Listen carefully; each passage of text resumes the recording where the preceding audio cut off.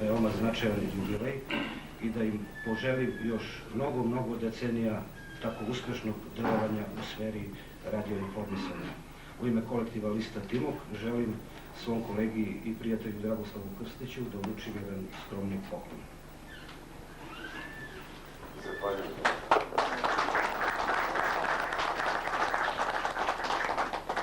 I pošto sada naši slušalci naravno ne vide, reč je o slici, a ne znamo da li još neko od naših gostiju želi da kaže par reči povodom današnjeg jubileja i povodom koja je izuzetno značajna za sve lokalne radio stanice Srbije. Time što smo mi kao firma koja se bavi kompjuterima i programima učinili sve da se pripremi jedan dobar računar, da se pripremi dobar softver i da od srca poželimo da se koristi valjano, da olakša rad i život i poslanicima ove struke i da usavršamo što više i što bolje u zajednici sa njihovim zahtevima. Mi dajemo, ja ću ipak kazati to, jedan mali poklon, jednu grafiku koja je simbolizovana Pegazom, novosadskom tvrđavom i vodenim amblemom naše firme. Sve čestitke i puno uspjeha da molim gospodina Krstića da primi poklon.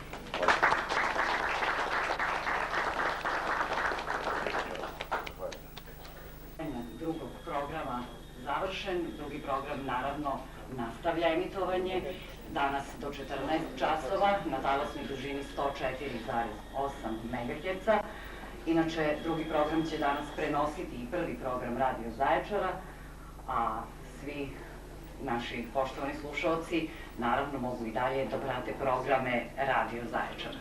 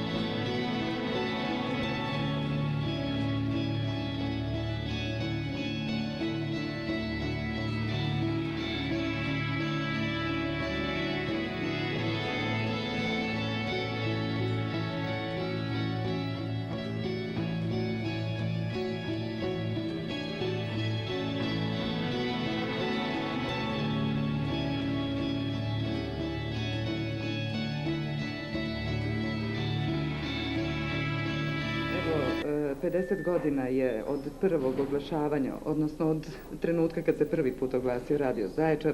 Gospođa Draga Jonaš je sa nama. Da ne upotrebljavam sad one sve izraze koji su upotrebljeni, i legenda, i institucija, i sve je to već rečeno.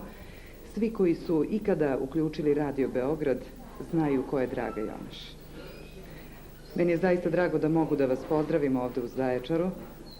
Jeste, ja sam pozvana da vam budem gost uveličate svečanost. Veoma mi je drago, ne znam koliko ću uveličati svečanost, ali mi je drago što sam ovde. Ja sam ovde pre nekoliko godina bila prvi put da malo radim sa vama, kao što se sećate, i ja mislim da ste vi mnogo tada napredovali. Ovo je jedna sredina gde se ne govori baš književnim jezikom, međutim to se u ovoj vašoj ustanovi ne primećuje, jer vi ste svi toliko savladali taj jezik. može čovjek da savlada strane jezike i da govori njima i čak da misli na engleskom, kako ne bi na svom maternjem jeziku govorio. Vi ne biste ni bili, draga Jonaš, da odmah niste počeli o nama da pričate. A naravno, mi bi zloupotrebili ovu priliku da malo o vama progovorimo. Pa nema ništa zanimljivo o meni da se kaže. Ja sam se sticajem okolnosti našla u ovim vodama, naravno preko jedne velike audicije, ali je ipak to bio sticaj okolnosti. Ja nikada nisam ni sanjala da bih mogla da radim ovaj posao. Dugo sam se ja pitala kome gurnu u vodu. Ali ja opet mislim da slučajnosti ne postoje. Pa možda je to negde stajalo, tako da je ipak trebalo da se bavim ovim poslom.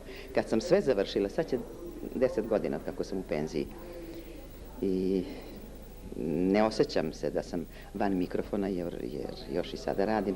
Najviše se naravno bavim pedagoškim poslom i red je da onaj ko završi svoju karijeru u bilo kom poslu prenosi svoje iskustvo na druge.